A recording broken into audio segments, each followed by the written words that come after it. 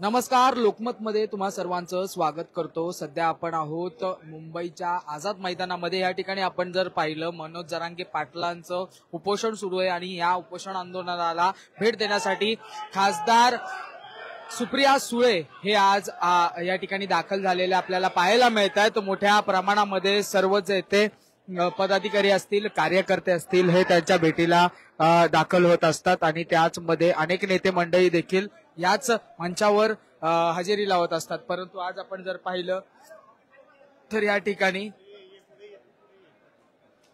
खासदार सुप्रिया सुळे ह्या दाखल झालेल्या आपल्याला पाहायला मिळतात आणि त्यांच्या माध्यमातून मनोज जरांगे पाटलांची विचारपूस जी आहे ती केली जाते। सध्या मनोज जरांगे पाटील आपण जर पाहिलं तर विश्रांती करताना पाहायला मिळतात आणि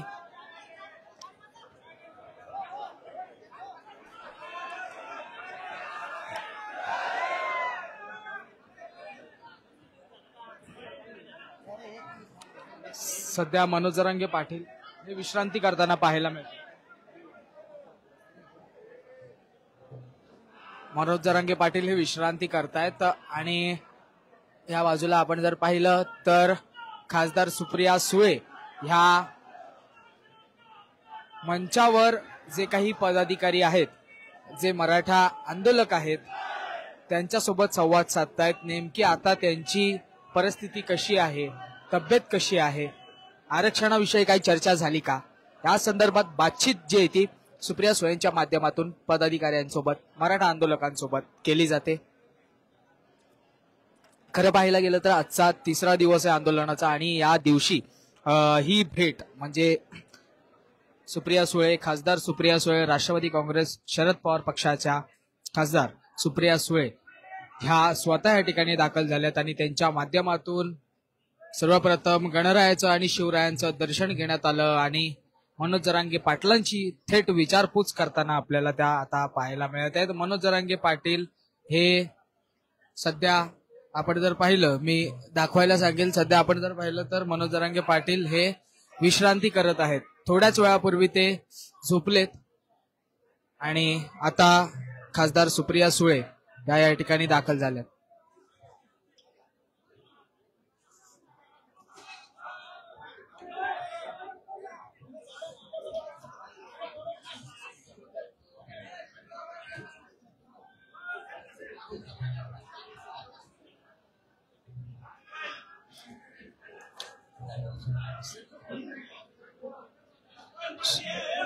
खासदार सुप्रिया सुळे यांच्याकडून आपण जर पाहिलं तर सगळ्या गोष्टींची जी ती विचारपूस केली जाते।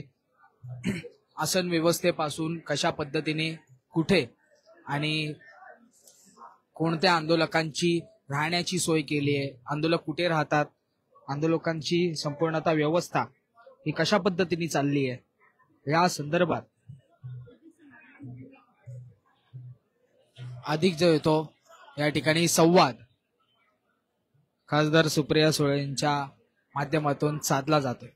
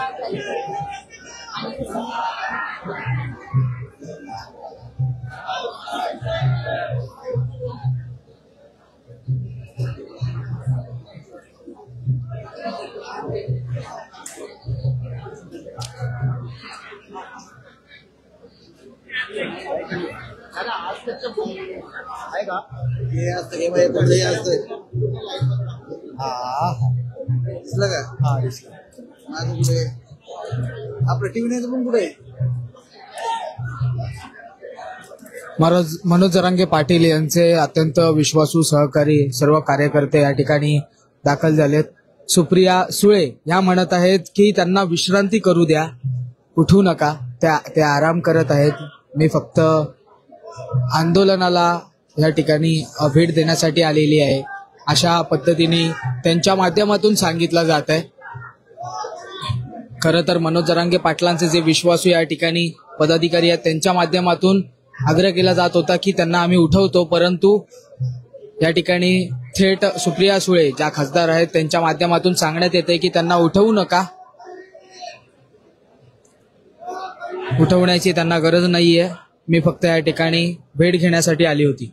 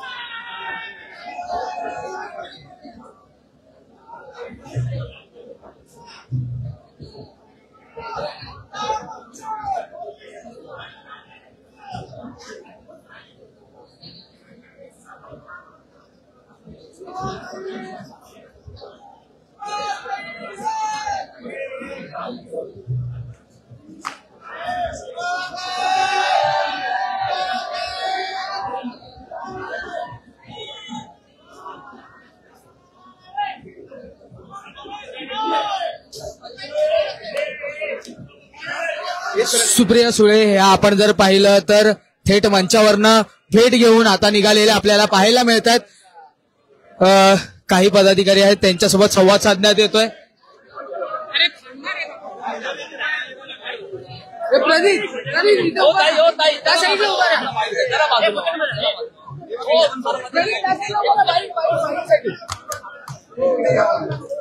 खासदार सुप्रिया सुळे या आपल्याशी संवाद साधण्यासाठी येत आहेत. नेमक्या त्या काय म्हणतायत हे आपण जाणून घेऊया.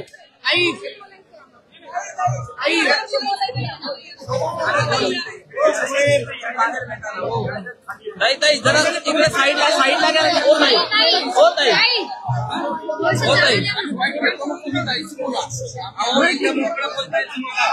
इकडे मोकळं बोलता येईल तुम्हाला, बाहेर आरामात त्यांना बोला. हा तो 5 मिनिटं लागतील आम्हाला. जागा होऊ दे, जागा होऊ दे, सगळ्यांच्या मुंबई.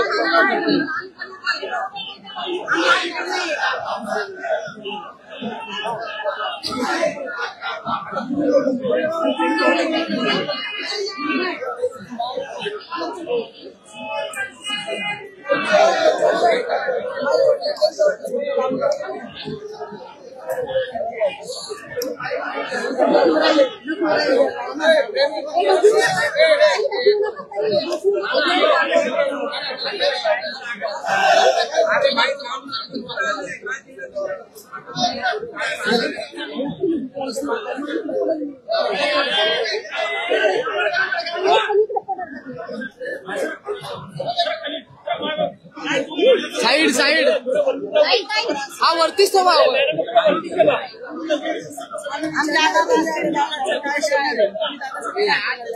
ऐके साईना वरतीच थांबव एक स्टेप वरती साईना वरतीच थांबव, इथे जास्त गर्दी आहे.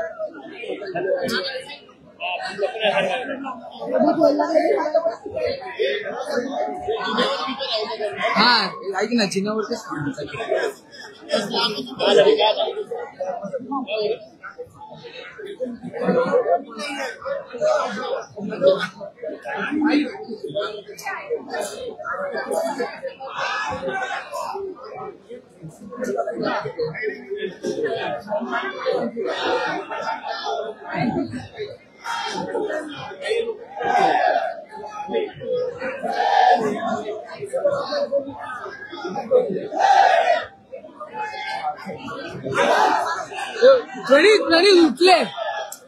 प्रणित उठले चल चल उठले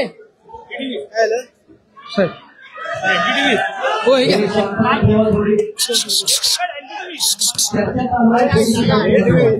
साइड साइड साइड साइड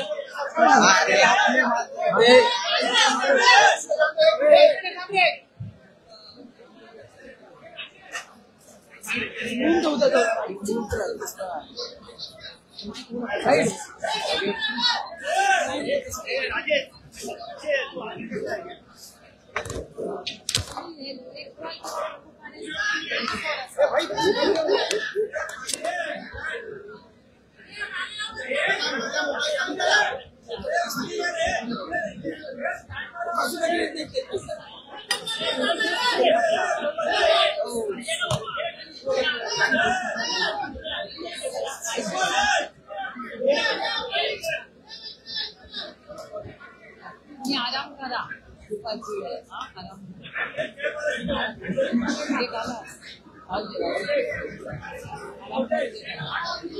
आराम करा एनर्जी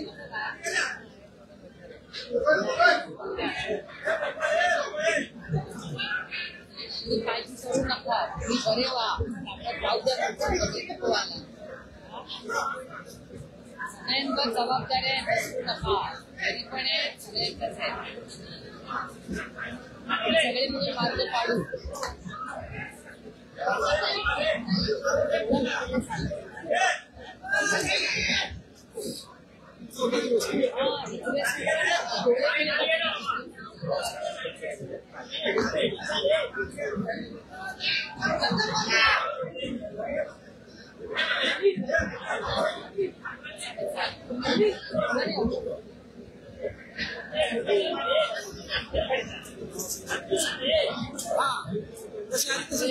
लोक म्हणतात स्वच्छतेचं, मी बोलते कमिशनरशी सगळी सफाई करून घेतलं पाहिजे, तुम्ही काळजी घ्या. पण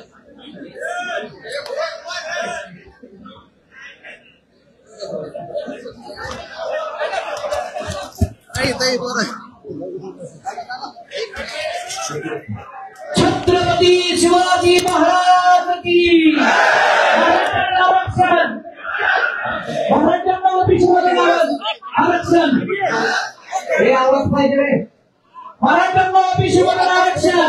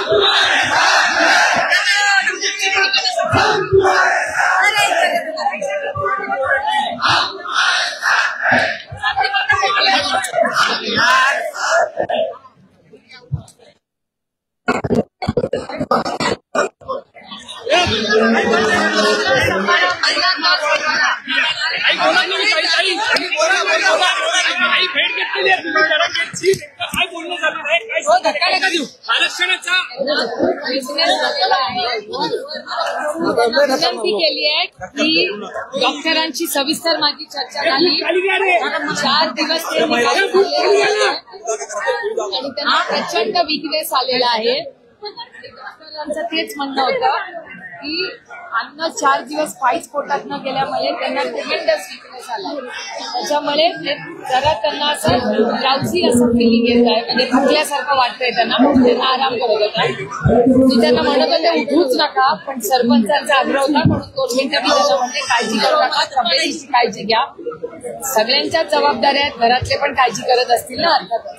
आणि त्यांचं म्हणणं होतं की बीएमसीला मी विनंती करावी. कालही बीएमसी कमिशनरांना कॉन्टॅक्ट केला, तर आजही त्यांची मागणी आहे बीएमसी कमिशनरांनी थोडा या भागामध्ये स्वच्छतेचा मोठा प्रश्न येतोय. स्वच्छता, टॉयलेट.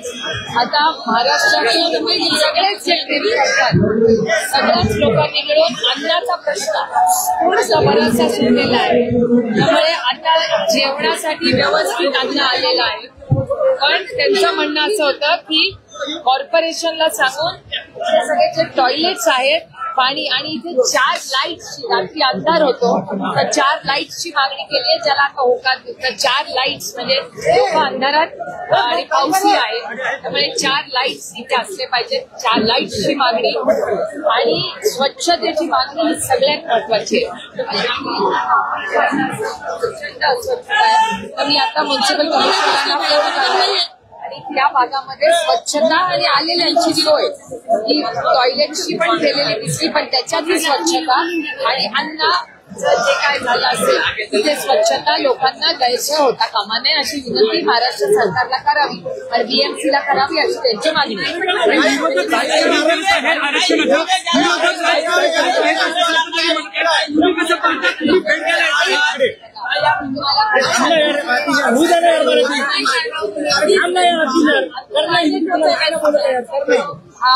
माननीय मुख्यमंत्र्यांपर्यंत पोहोचवण्याची नैतिक जबाबदारी आमच्या सगळ्यांची आहे.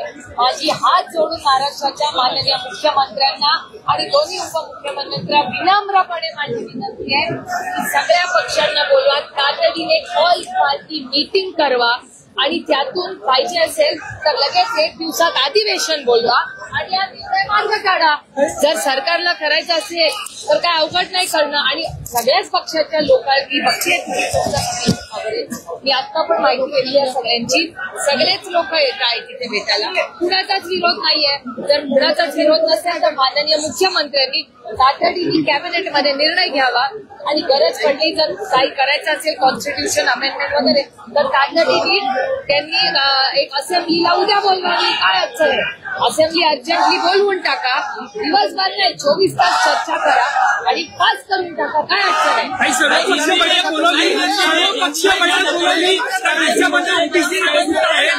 म्हणणं आहे एक मिनिट सर्व पक्षीय बैठक बोलावली तर त्यामध्ये ओबीसी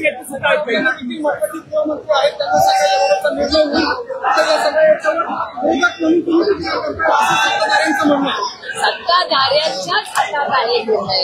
ते आमच्यावर टीका करायची जे सत्तेमध्ये आणि आज जे आमच्यावर टीका करतायत त्यांनी किती वर्ष काँग्रेसमध्ये काढली, त्यातले किती वर्ष आमच्याच बरोबर होते. तुम्ही दुर्दैव आहे की वास्तव ते थोडी जगत नाहीये आता सत्तेतले.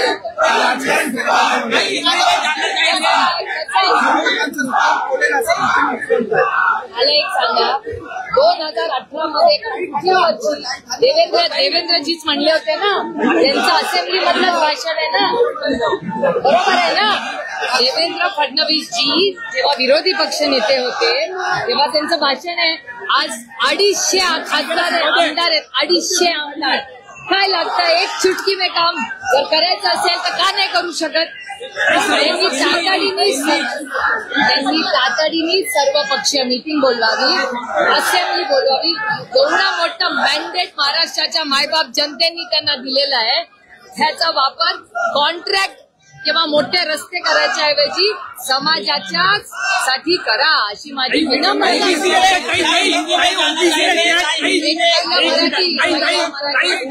सुद्धा या सर्व पक्ष बैठकीमध्ये येणार आहे. त्यामुळे ओबीसी मधून जे आरक्षण आहे त्याला ओबीसी नेते मान्यता देतील असं वाटतं. चर्चा तर झाली पाहिजे. लोकशाही आहे, अजूनही हुकुमशाही नाही आणि आम्ही हुकुमशाही होऊ देणार नाही. आमचं म्हणणं आहे चर्चेला आम्ही सगळेच तयार आहे. माननीय माझी विनम्र विनंती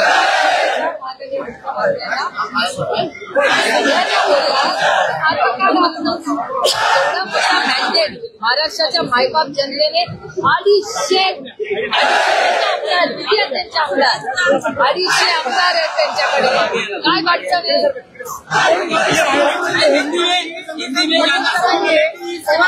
ताई चंद्रकांत ताई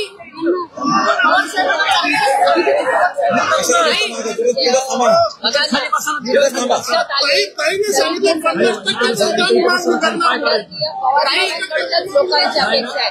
आदरणीय पवार साहेब का विरोधी तरी चंद्रकांत दादा म्हणत आहेत पवार 4 वेळा मुख्यमंत्री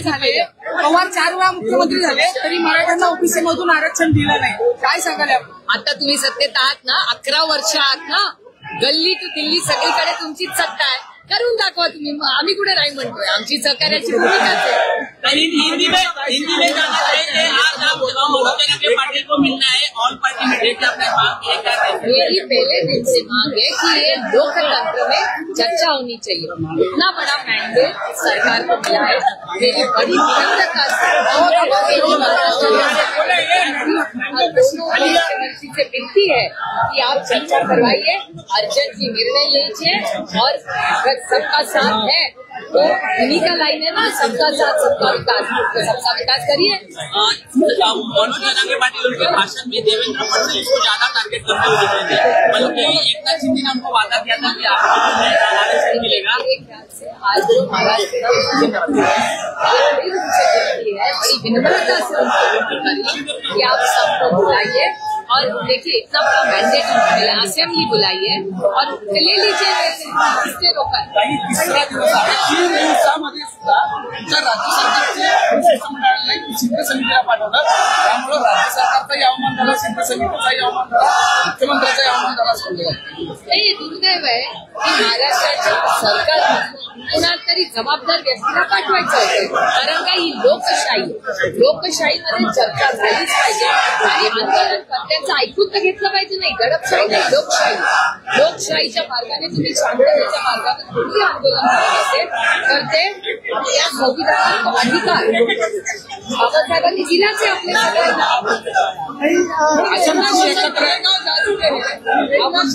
आश्वासन दिलं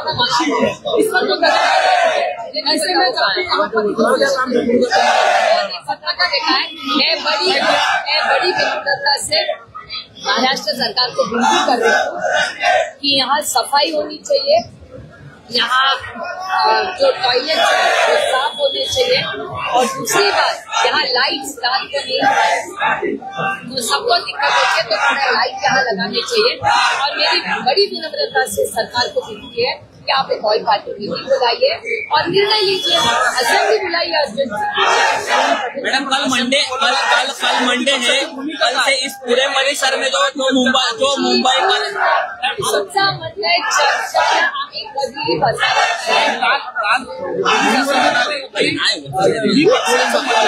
आरक्षण द्यायचं का द्यायचंय का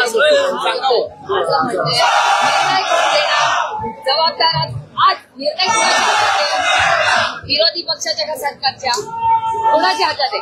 सरकारच्या. सरकारने याची उत्तर दिलं. आमच्या अंगावर टाकून उपयोग काय? आता सत्ता मुख्यमंत्री व्हायचे, सगळे पक्ष घरं फोडून झालाय ना, आता निर्णय घ्यायची वेळ आली. आमचे पक्ष फोडले, आमची घरं फोडली ना, आता घ्या ना निर्णय. असला घ्या निर्णय. सरकार नुसती लाल बत्तीची गाडी, प्रायव्हेट प्लेन आणि हेलिकॉप्टर नसतं. मायबाप माणूस असला पाहिजे त्याला. मैडम आज बीजेपी की तरफ से कहा जा रहा है कि जो मराठा के लिए सबसे ज्यादा काम किया है वो भाजपा ने ही किया है. देने के लिए कुछ भी कह सकते हैं, वो वक्त नहीं है. और जुड़े अभी तो आए 10 साल 70 साल से महाराष्ट्र और देश किसने चला है. मैडम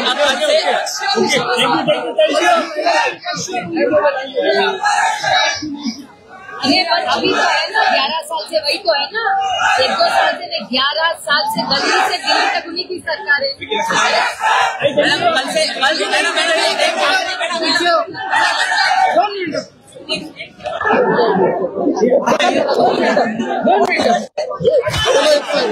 एक साइडला चला आता.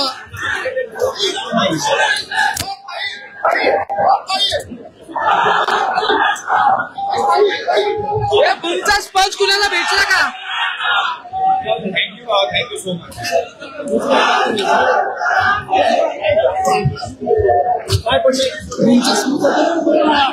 हे पडलेलं साहेब धन्यवाद. कट कर